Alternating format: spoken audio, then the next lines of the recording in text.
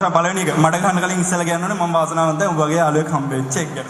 ලොකුවට දේවල් කියන්නේ නැහැ මොකද ඇත්තම කියනවා අයියාගෙන් බොහොම ලොකු තර්ජනයක් ආවා මල්ලි ගමනන් කන්න එපා. හොදනේ හේදිල්ල.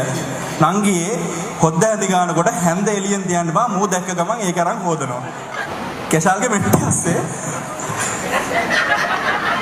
පරණ බැනියමක් තියෙනවා. ඒවා අර කෙෂාල්ගේ වචනෙන්ම කියනවා අර ඒ විත්ති අතර ඒවා තිබුණා වේ එතනින් එළියට ඕනේ අර කෙෂාල් ඇවිල්ලා අභ්‍යවකාශ විද්‍යාව ගැන හරියම උනන්දුවෙන් වැඩ කරන තාරකා ශාස්ත්‍රය සහ ග්‍රහ ලෝකවල පිහිටීම් ගැන බොහොම උනන්දු දරුවෙක්. ඊළඟ ප්‍රශ්නේ අදටත් මට ප්‍රශ්නයක් බාත් รู ම් එකේ අඩරුවලක් තියෙනවා.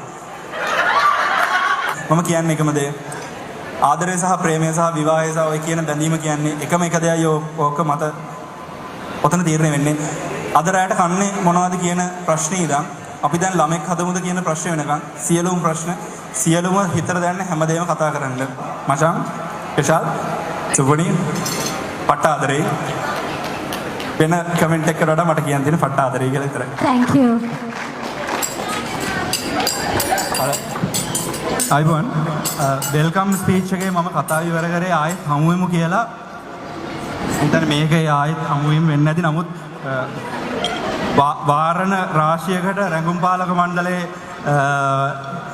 ස්ක්‍රීන් ටෙස්ට් කීපයකට පස්සේ කැපිලා අන්තිමට බොහොම පොඩි කමෙන්ට් එකකට පොඩි දෙයකට මේක කැපිලා ගිහින් ඉවරලා තියෙනවා. මම දන්නේ මෑත ඉතිහාසයේ මම සතුටු වෙච්ච දවස් කීපයක් දෙන එකක් මම බැඳපු දවස.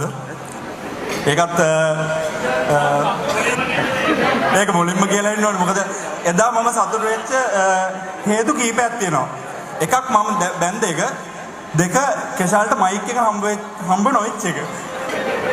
ඔය අද තත්ත්වයේ ඊට ටිකක් සෝචනීය වෙන්න පුළුවන් හිතවතුනි. අද මට මයික් එකක් හම්බෙලා දැන් සාමාන්‍යයෙන් ඕනි කෙනෙක් දන්නවා මට මයික් එකක් හම්බුනාට පස්සේ මයික් ටයිසන්ට වඩා හම්බුනේ කියලා. හරි කොහොම නමුත් අත්තම කාරණේ අතරම මෑත ඉතිහාසයේ අත මම සතුටු වෙච්ච දවස් කීපයක් තියෙනවා.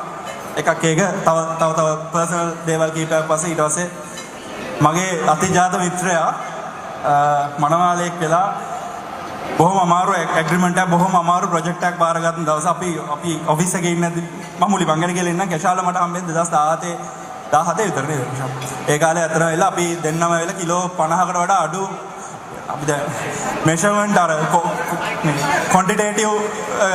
ක්වොන්ටිටේටිව් අගයකින් කිව්වොත් එහෙම ඒක ඇත්තටම මේ කිලෝ 50කට වඩා අඩු පුද්ගල දෙන්නෙක් අපි දැන් ඇත්තට ඒක 70 80ට එහෙම ගිහිල්ලා තියෙන්නේ. ඒක ගැන හිතන්න එපා. හින්දාරි කෙට්ටු උසහාදේ කොණ්ඩේ ස්පයික් කරපු ගෝයමඩ මැස්සෝ ගැහුවා වගේ ඇත්තව කියනවා. ඈතින් ඉඳලා බැලුවා